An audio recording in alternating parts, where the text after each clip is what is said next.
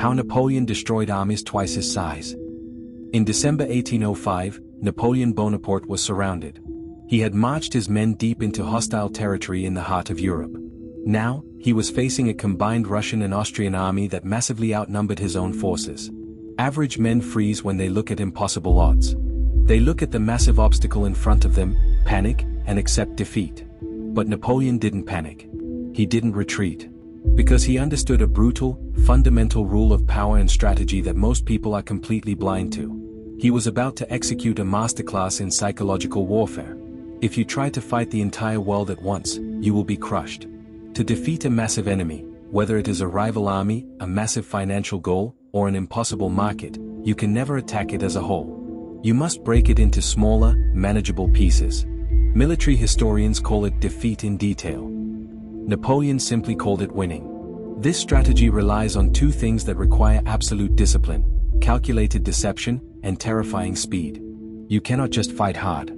You have to force your opponent to make a mistake, and then you have to capitalize on that mistake before they even realize what they have done. Napoleon knew that if the Russian and Austrian armies combined their full strength against him in a straight fight, his empire was finished. He had to trick them into dividing their forces. So, he set a trap. He intentionally made his army look incredibly weak and disorganized. He even abandoned the dominant high ground on the battlefield, a place called the Pratzen Heights. Any normal general would have defended that high ground with his life. But Napoleon wanted the enemy to take it. He sent messages begging for a truce, acting terrified. He made his right flank look completely exposed and vulnerable. The Austro-Russian commanders took the bait. They thought Napoleon was broken and trying to flee. Looking down from the heights, they believed they had him cornered.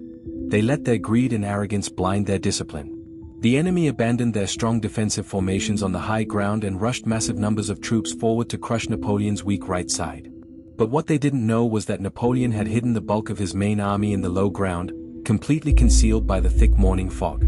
He also had elite reinforcements under Marshal Davout marching at breakneck speed to plug the gap just in time.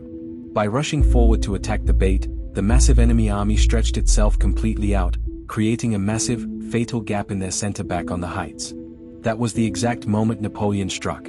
Noticing the weakened center, and just as the morning sun began to burn away the thick mist, Napoleon didn't attack the whole army. He took his absolute best men, moving with terrifying speed, and violently smashed straight up the middle, right through that weak center line. In one single, devastating move, he split the massive enemy force into two smaller, confused, and isolated halves. Napoleon was no longer fighting one giant army. He was fighting two small ones. With the enemy completely divided and cut off from communicating with each other, Napoleon swarmed the separated pieces. It was total domination.